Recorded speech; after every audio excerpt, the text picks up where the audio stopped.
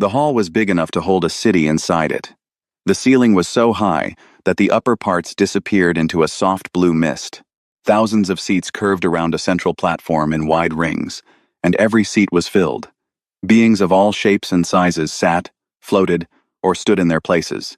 Some had 4 arms, some had no eyes. Some breathed gases that had to be pumped through their personal helmets. But all of them had come to the same place, for the same reason, on the same day. The Grand Convocation Hall of the Interstellar Covenant was the most important room in the known galaxy.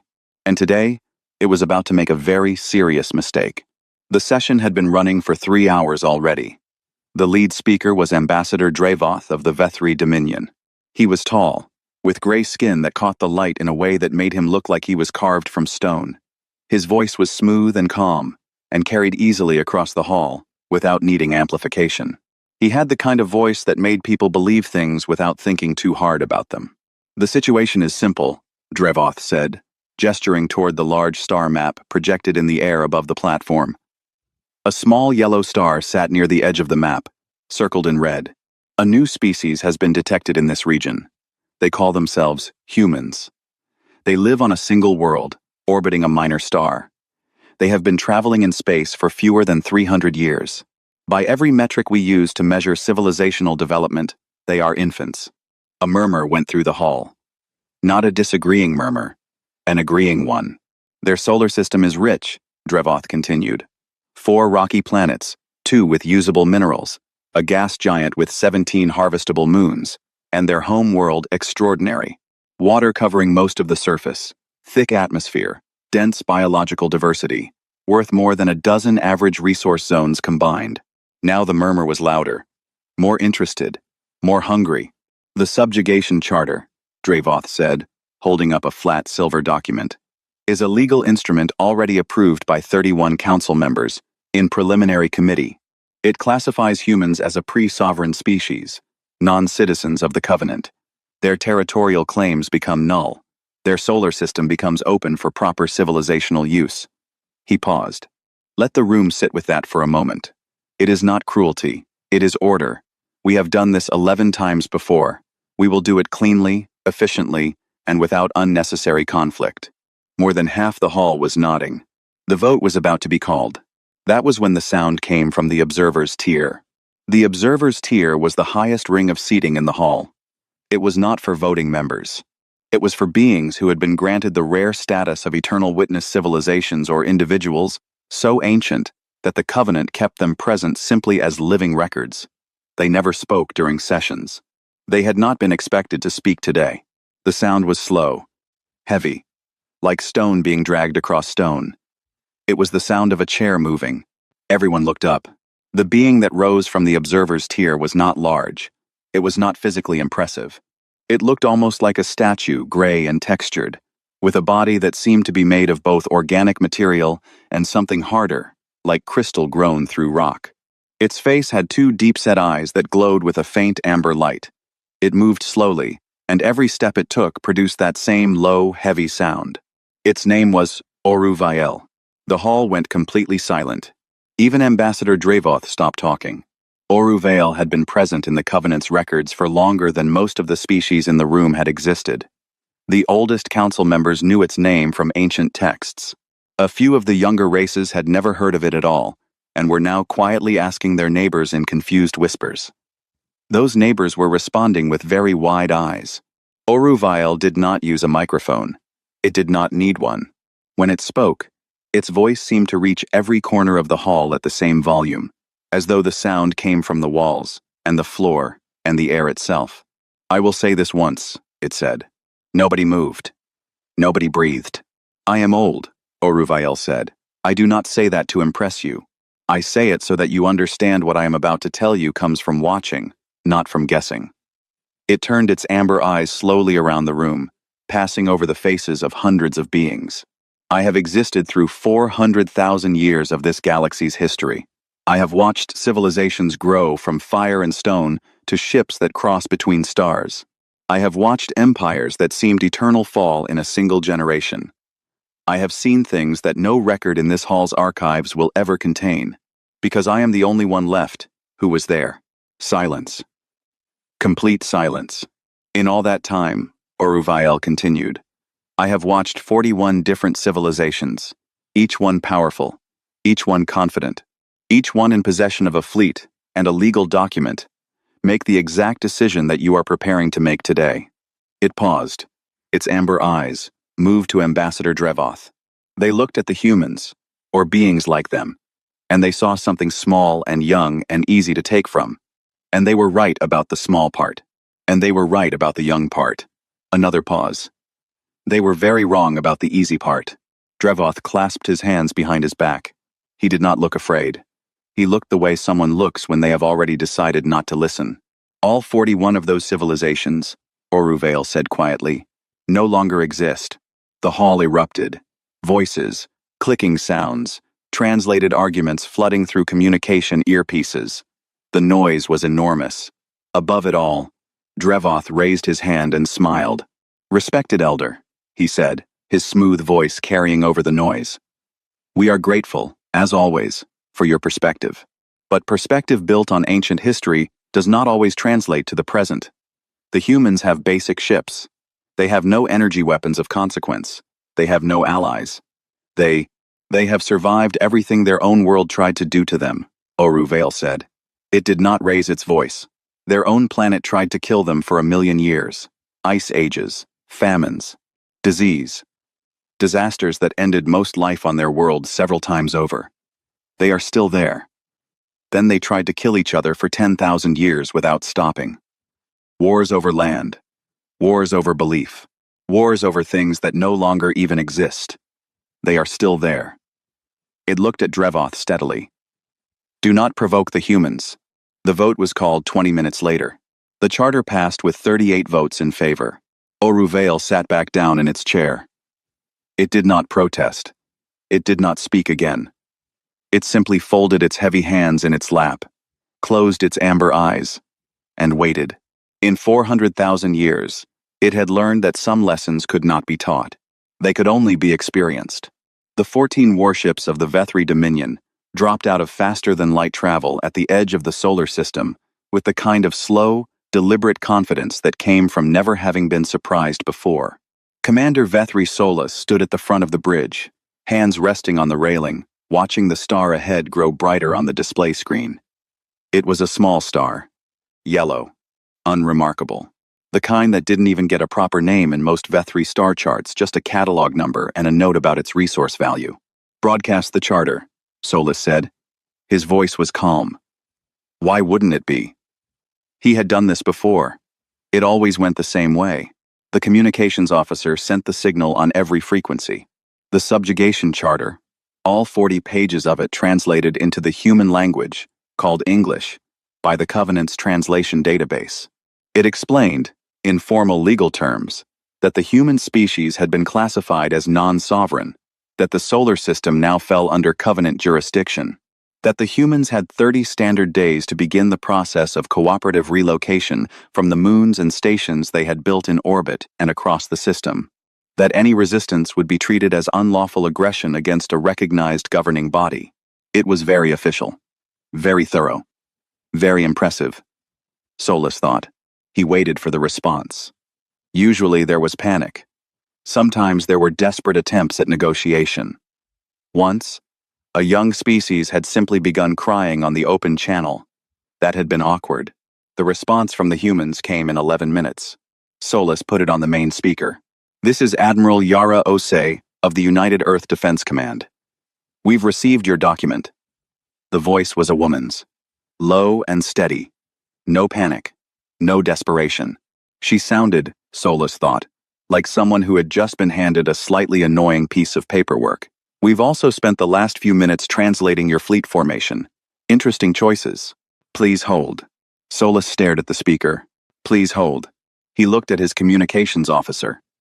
The officer looked back at him with an expression that said, very clearly, that he had no idea what to make of that either. Scan their ships, Solus ordered. The scan results came back quickly. There were 9 human vessels positioned in the middle system. 3 were large, clearly warships by their mass and engine output. 4 were medium-sized. 2 were small and fast. The Vethri fleet outnumbered them significantly, and outweighed them in total mass, by a factor of 3. But the scan data was strange. Their energy signatures don't match any known weapon type, the scan officer said, frowning at his display. I can't classify their armaments. The system keeps returning unknown category. Likely primitive technology that doesn't fit our standard profiles, Solus said. It doesn't matter. Continue. What Solus did not know what none of the Vethri knew. Because they had never bothered to seriously study human history before moving on, it was that the weapon classification system used by the Covenant had been built to catalog energy weapons, beam weapons, plasma weapons, particle weapons. The kinds of weapons that advanced species built once they stopped fighting each other and started pointing their technology outward. The Covenant's database had no good category for what humans had built, because humans had never fully stopped fighting each other. They had gone to space, still mid-argument, still mid-war, still pulling technology developed for killing and pointing it at the stars. The guns on human warships did not fire beams of energy. They fired things. Physical things. Pieces of metal accelerated to terrifying speeds using electromagnetic rails originally designed to launch mining equipment across asteroid belts. They fired missiles that had started as orbital delivery systems for industrial cargo and had been quietly converted to carry warheads. They fired, in emergencies, anything heavy that could be loaded into a launcher and pointed at an enemy. It was not elegant. It was not sophisticated by galactic standards. It worked very, very well. Admiral Osei came back on the channel after 4 minutes. Okay, she said, still in that same calm voice. A few things. First, your legal document has a flaw on page 7, paragraph 4. You've classified us as non-sovereign, which under your own Covenant law means we are not subject to Covenant rules of engagement. We'll be referencing that later. Second, we are not relocating. Third, she paused briefly. Your 2 leftmost ships have moved into a position that suggests you're preparing an opening strike targeting our communications relay at Titan. I'd ask you not to do that. Solus felt the first small thread of unease. How did they? He began. Sir, the scan officer said, their smaller vessels have repositioned. They were already moving before Admiral Osei started speaking. They anticipated. Solus overrode his own uncertainty. 30 days of reasonable relocation time had been given. The humans had refused. The charter had been legally delivered. Whatever came next was their own fault. Fire on the relay, he said. The Vethri ships fired. The communications relay at Titan, one of the large moons of the outer planet, was destroyed in a single coordinated strike. It was clean, precise, a show of capability without full commitment exactly how the opening move was supposed to go. Solus watched the explosion on the screen and waited for the desperate back-channel communication that usually followed. The cry for negotiation. The apology. Instead, Admiral Osei's voice came back on the channel. You hit the relay, she said. We moved the actual communications equipment out of it 2 hours ago when we saw your fleet formation suggested you'd target it first. You destroyed an empty metal box. Another short pause. That's fine. I just wanted you to know. Then the human ships moved. They did not move defensively. They did not spread out or take protective positions or begin broadcasting emergency signals. They moved forward, toward the Vethri fleet. All 9 of them, accelerating hard, directly into a force that outmassed them 3-1. On the bridge, one of Solus's junior officers said, very quietly, "Why are they coming toward us?" Nobody answered him, because nobody had an answer. In Oruvale's silent chamber back on Velkarath, the ancient being sat perfectly still in its chair, eyes closed. It was not watching. It did not need to. It already knew how this part of the story went. It had seen it 41 times before. The battle did not look like what the Vethri had expected. In every engagement the Dominion had fought before, there was a shape to things. An opening move, followed by a response, followed by a counter, like a formal dance that both sides already knew the steps to. There were rules, even in war. Unwritten ones, but real. You targeted military assets. You broadcast warnings before escalating. You gave the enemy time to process each move and decide whether they wanted to continue or surrender. It kept things manageable. It kept losses on both sides within calculable limits. The humans did not fight that way. The first thing Admiral Osei did once her ships were inside striking range, was not target the Vethri warships. She targeted the 3 large Vethri support vessels, sitting at the rear of the formation, the ships carrying fuel, replacement parts, and long-range communication equipment. They were not combat ships. In any normal engagement, no one attacked the support vessels first. It was simply not done. The support ships were considered off-limits until the actual warships had been properly contested. Within 6 minutes, all 3 support vessels had been struck, not destroyed. Osei's ships had used precision strikes that disabled their engines and punched through their fuel lines without triggering full explosions. The ships weren't dead. They were stuck. Unable to move, unable to refuel the warships, unable to send communications back to Vethri space at long range. Commander Solis stared at the readout. "They hit the support line," he said. "Why did they? That's not a..." "Sir, they're weapons," the scan officer interrupted. "I've managed to get partial readings. They're kinetic. Physical projectiles. High velocity. The impact energy is..." He stopped, looked again at the numbers. "That can't be right." "What?" "The impact energy is equal to a mid-class plasma strike. But it's coming from metal rods. They're launching metal rods at us, sir. Accelerated through magnetic coils." He looked up. "They built rail launchers out of asteroid mining equipment." Solis was quiet for a moment. Then he said, "That's insane." "Yes, sir. But it's working." 2 Vethri warships attempted to close on the human vessels and force a short-range engagement, where the Vethri energy weapons would have a clear advantage. The human ships split. One group drew the 2 warships forward.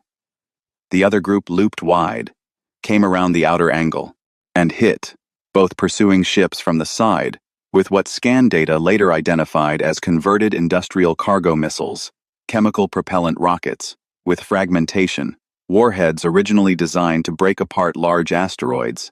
For mining, both Vethri warships lost their navigation systems. They were still armed, still crewed, but they were spinning slowly in space, unable to control their direction. On the open channel, Admiral Osei's voice came through again. "We're not trying to kill your crews," she said. "I want to be clear about that. We're trying to stop your ships. If you want to stop this, you can stop this. If you want to continue, we will continue. But I want you to understand something." Her voice stayed level throughout. Calm. Unhurried. "We have a lot of practice at this. More than any species you've ever encountered. This is not a boast. It is simply a fact. We have been fighting, in one form or another, for as long as we have been human. We are not going to run out of ideas." Back on Velkarath, the emergency session of the Covenant Council had been running for 2 hours. Ambassador Dravoth stood at the speaking platform looking considerably less smooth than he had the day before. He had received the battle reports in real time. 3 support ships disabled, 2 warships unable to navigate. A 3rd warship had attempted a broad energy weapon sweep the Vethri equivalent of firing in a wide arc to force the enemy to scatter, and had managed to destroy a small human communications satellite. The humans had noted the destroyed satellite, logged it, and proceeded to disable that warship's weapons array with a targeted projectile strike that punched straight through its exterior plating. "We need council reinforcements," Dravoth said. His smooth voice had developed a slight tightness. "A 2nd Vethri fleet is already being prepared. But Covenant support would..." "Would what?" said a voice from the middle ring. It was Ambassador Sella of the Selmoth, a small blue-skinned species who rarely spoke in large sessions.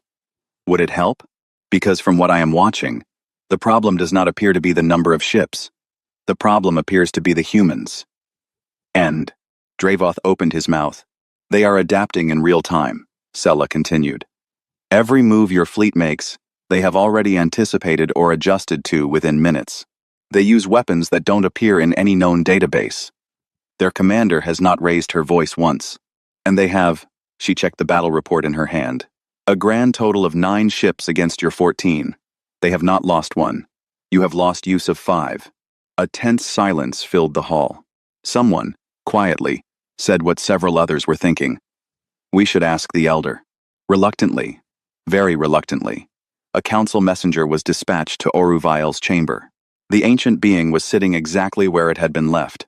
Eyes closed, hands folded, looking, as it always did, like a large piece of patient rock. The messenger delivered the council's request. Could Oruvael please explain what was happening? Could it provide context? Oruvael opened its amber eyes slowly. What do you want to know? It asked. Why can't our weapons stop them? Why won't they retreat? Why do they keep coming forward when the odds favor us? Oruvael was quiet for a moment. Because retreating, to a human, means giving up, it said finally. And humans do not give up. Not as a strategic calculation. Not as a chosen policy. They physically find it very hard to stop once they have decided that something must be done. It paused. Their history books, I have read, all of them are full of stories they tell each other. Stories about the ones who kept going when everything said to stop. Those are their heroes. Not the ones who were smart. Not the ones who were powerful. The ones who did not stop. The messenger stood very still. The 41 civilizations, the messenger said slowly. You said they all made this mistake. What happened to them? Different things, Oruvael said. Some were defeated outright. Some negotiated very poor peace agreements from positions of weakness. Some simply found that the cost of continuing was so high that their own populations refused to keep funding the war. It looked at the messenger steadily. None of them got what they came for. The humans kept their worlds every time. And then, eventually, they moved on and forgot about the attackers almost entirely, which the attackers somehow found worse than being remembered. The messenger returned to the council chamber with this information. It did not make anyone feel better. Outside, across the dark space between stars, Admiral Osei was already giving her next set of orders. She did not look angry. She did not look excited. She looked like someone working through a list of tasks that needed to be done, one after another, until they were finished. That, more than anything else about the battle, was the detail that appeared in every Vethri report filed that day. She just looked like she was doing her job. The Vethri fleet had 8 working ships left. Commander Solus stood on his bridge and looked at the numbers and understood, with great clarity, that this was not going the way it was supposed to go. 6 of his 14 ships were either disabled, drifting, or running on backup power after having their primary systems knocked out by human weapons. His remaining 8 were intact and still armed. His crews were trained. His firepower was still considerable. But the human ships were still advancing, still coming forward, methodically and without pause. And every time Solus tried a new formation or a new angle of attack, Admiral Osei seemed to have already placed one of her ships exactly where it would hurt the most. His communications officer spoke up. Sir, we're receiving a transmission from Vethri High Command. Solus took the message privately. The High Command was sending a second fleet, 40 ships this time. They would arrive in 8 days. 8 days. He looked at his 8 remaining warships and wondered if they would last 8 days. He decided to try the one option he hadn't used yet. Under Covenant law, a recognized governing body could invoke the diplomatic immunity clause during any conflict. It was a formal ceasefire mechanism once invoked. All parties were legally required to stop hostilities and enter a negotiation period. It was designed to prevent wars from getting completely out of control. Every spacefaring species in the Covenant recognized it. Solus broadcast the invocation on the standard Covenant emergency frequency. There was a pause. Then Admiral Osei's voice came back. We received your invocation, she said. However, there's a problem with it. The clause is binding, Solus said. Under Article 9 of the Covenant Charter, Osei said, and there was something in her voice that Solus could not quite name. Not satisfaction exactly, more like someone who had done their homework and was about to demonstrate it. The diplomatic immunity clause applies to conflicts between recognized sovereign members of the Covenant and other recognized parties. She paused. On the day your fleet arrived, you delivered the subjugation charter to us. That charter, which was signed by 38 council members, legally classified the human species as non-sovereign, non-members, not recognized parties. Another pause. Under Covenant law, the diplomatic immunity clause does not apply to non-sovereign entities. Those are the Covenant's own words, not ours. Solus was very still. You read the charter, he said. Every page, Osei said. Our legal team finished the full analysis 4 hours after you delivered it. We flagged that clause on the same day. A brief pause. Page 7, paragraph 4. I mentioned it when we first spoke. You may want to write that down. Back on Velkarath, when the council received the transcript of this exchange, the chamber was completely silent for almost a full minute. Then Ambassador Sella of the Selmoth said, very quietly, "They read it. In one day, they read it and found the loophole. They had translators," Drevoth said. But his voice lacked conviction now. "So does everyone?" Sella replied.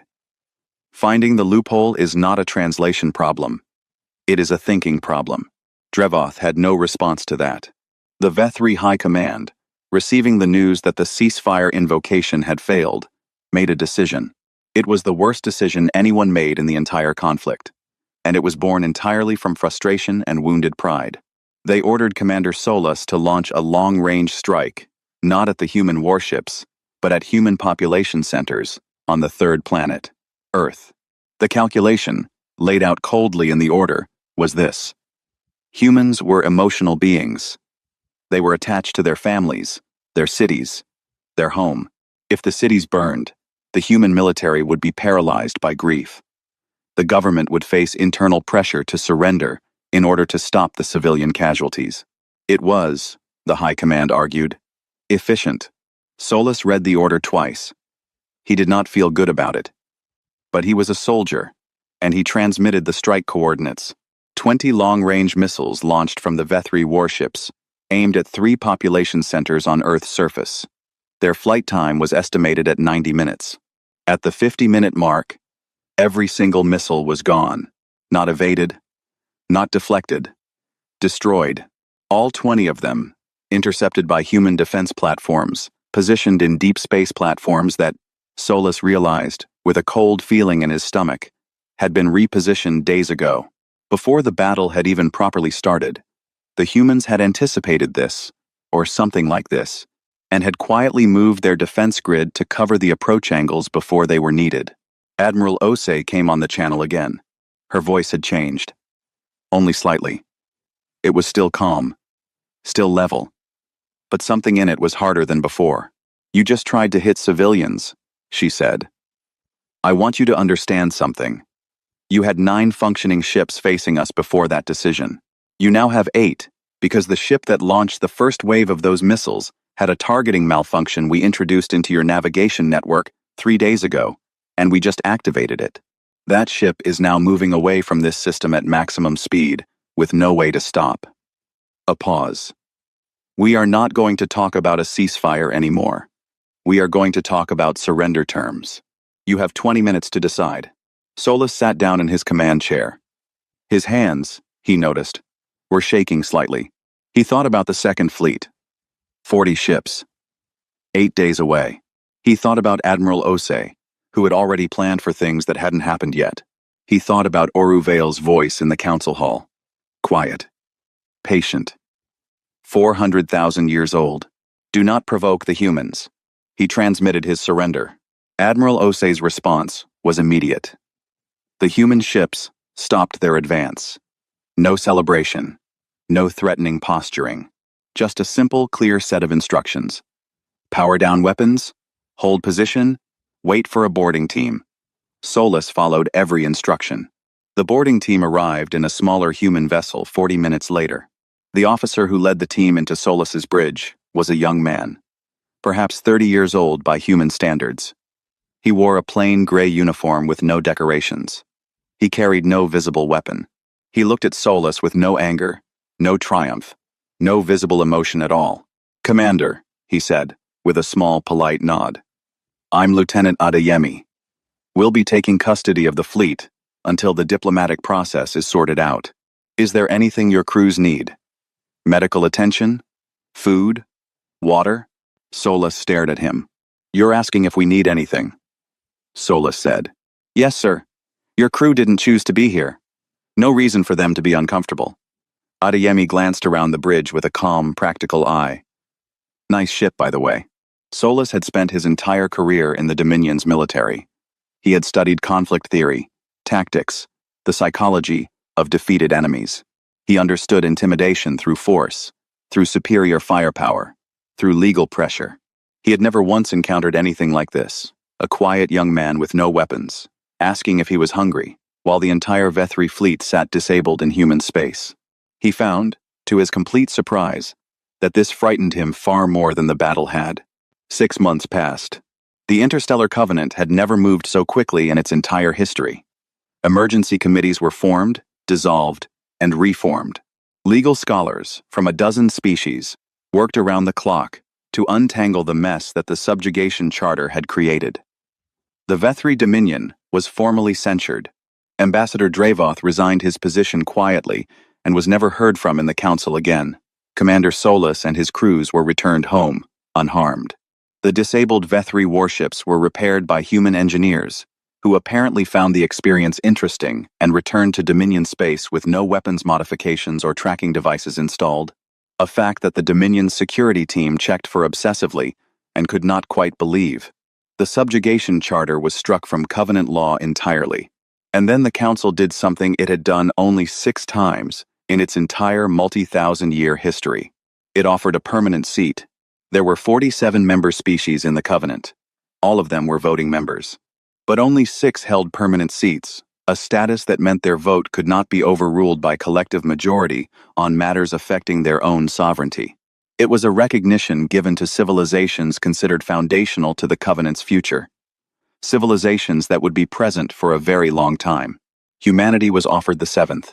Admiral Yara Ose was part of the delegation that traveled to Vel-Karath to accept the seat. She wore her dress uniform dark blue, with a single silver pin marking her rank. She walked into the grand convocation hall and looked up at the vast ceiling and the rings of seats filled with beings from across the galaxy. And she did not look awed. She looked thoughtful, like she was trying to remember details so she could describe them accurately to someone later.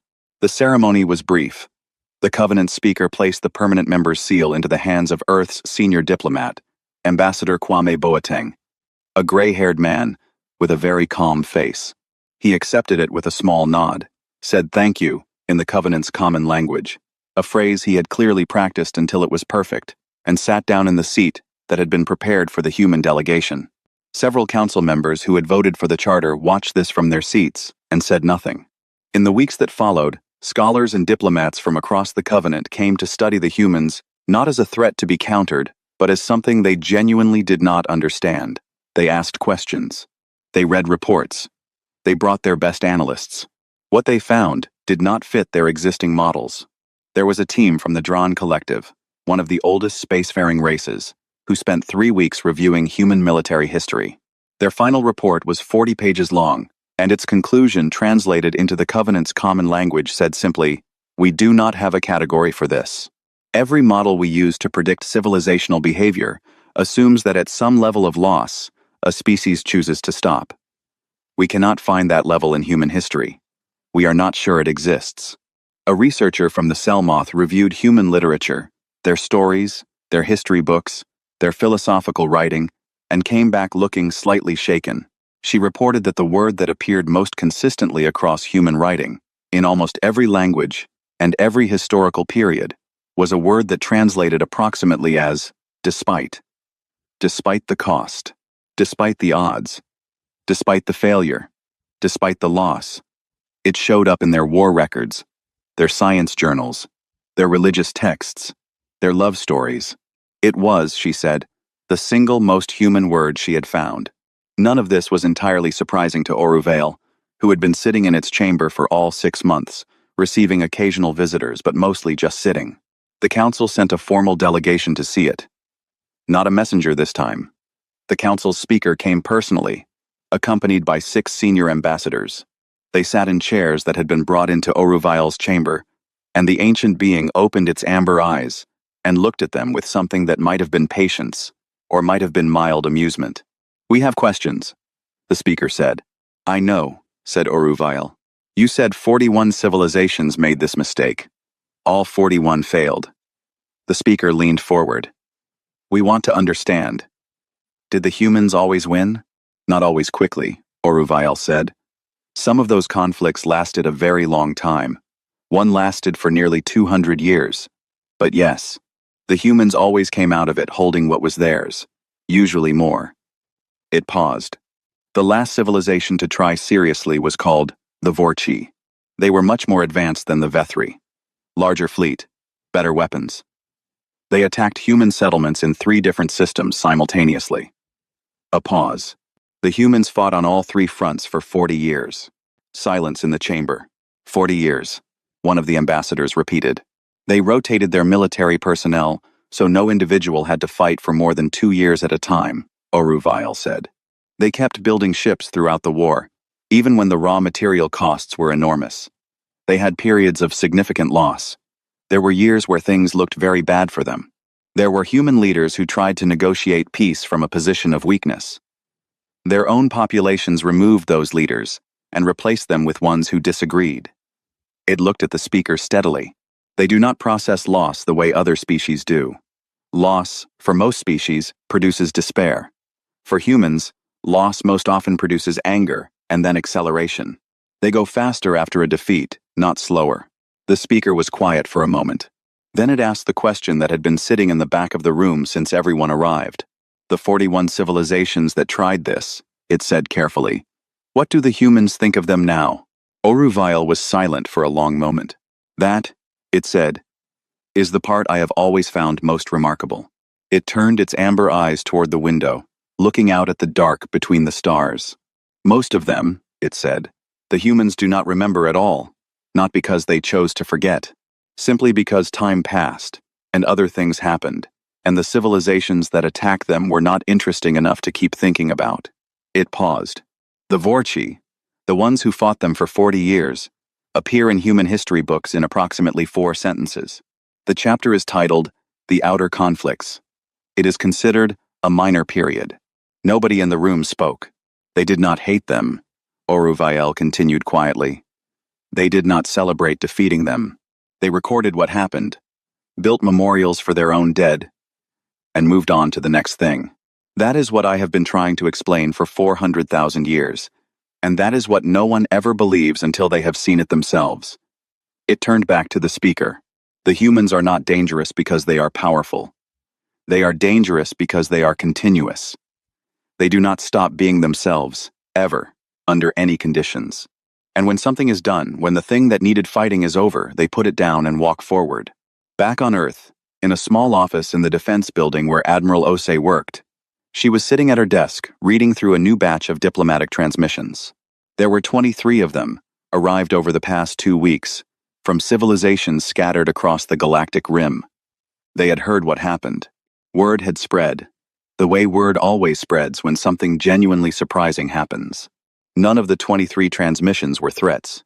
They were all apologies.